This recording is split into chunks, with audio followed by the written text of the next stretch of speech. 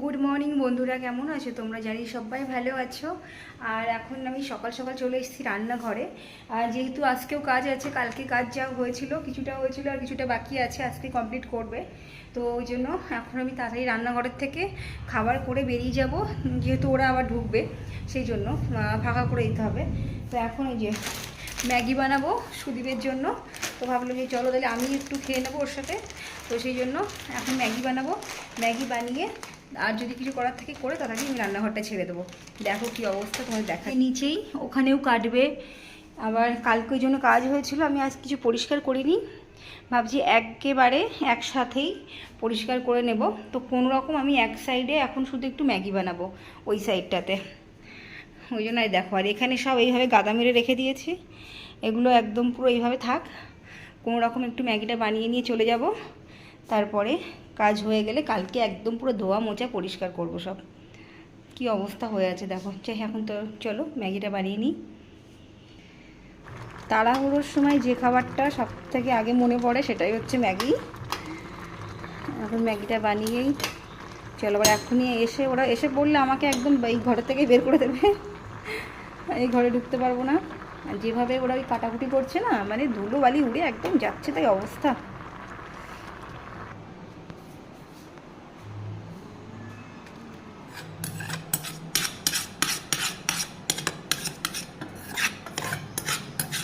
বাপরে, এত পরিমাণে গরম পড়েছে গো, কি আর বলবো, ভালোই লাগছে না, এত গরম, ভীষণ গরম পড়েছে। এই গরমের হাত থেকে যে কবে মুক্তি পাবো কে জানে, ভীষণ গরম। এই সুদীপ, এই তোর খাবার হয়ে গেছে, আয়। এই নে, হ্যাঁ না, ওরা আবার এই চামচ দিলে খাবেন না, এই দিতে হবে। নে খেয়ে নে। ছোটো ছোটোগুলো মোটা হবে মা, এই শুধু বড়গুলো কেটে নিচ্ছি তাহলে।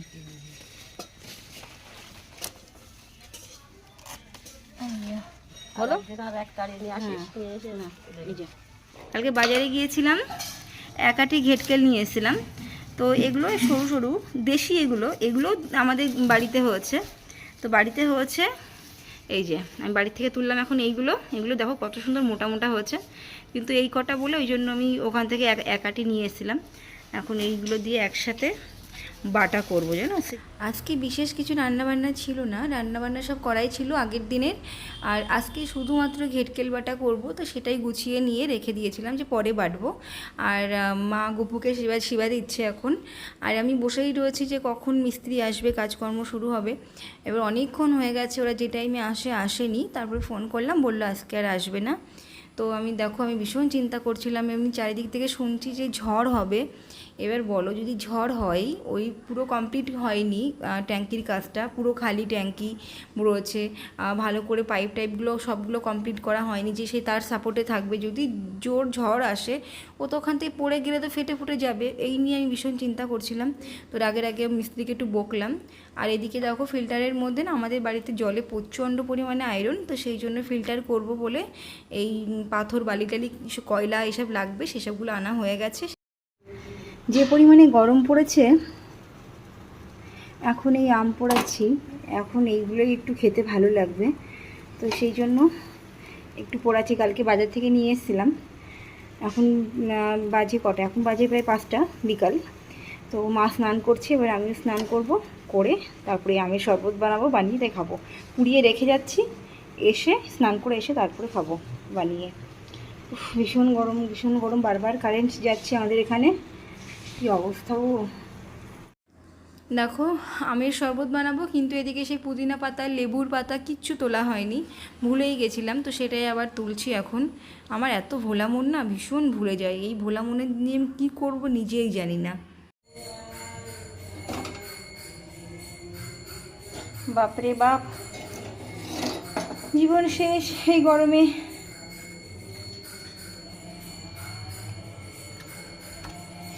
আবার এই গরম, তো গরম ছাড়াবো কি করে,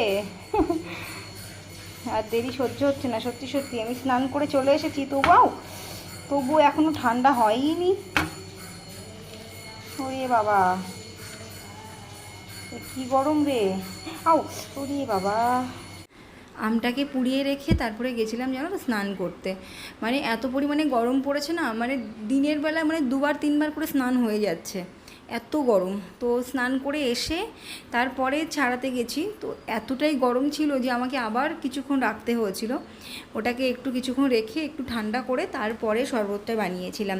আর শরবতের ভিতরে একটু ওই তোমার না ওই জলজিরা বলে, এটা জলজিরা দিয়েছিলাম, আর লেবুর পাতা, আর হচ্ছে তোমার পুদিনা পাতা, আর একটু বিট লবণ দিয়েছিলাম, দিয়ে ওটাকে বানিয়েছিলাম। আর এই গরমে তো এটাই মানে সব থেকে মানে অমৃত লাগে খেতে। দই এইগুলো আমার খুব ভালো লাগে। আর গরমের সময় তো ভাত খাওয়ার পরে আমার একটু চাটনি চাই, এরকম অবস্থা আমার আমার খুব ভালো লাগে খেতে, আর ওটাই আমি বেশিরভাগ খাই। আর গরমের সময় এই ছাড়া আর আছে কি বলো, আর অন্য কোনো কিছু তো খেতে ইচ্ছেই করে না। খুবই সুন্দর লাগছিলো খেতে। তো চলো, আর ভিডিওটা বেশি বড় করব না, ভিডিওটা এখানেই শেষ করব। ভালো লাগলে লাইক কমেন্ট শেয়ার করে দিও, সাবস্ক্রাইব করতে ভুলো না। সবাই ভালো থেকো, শুভরাত্রি।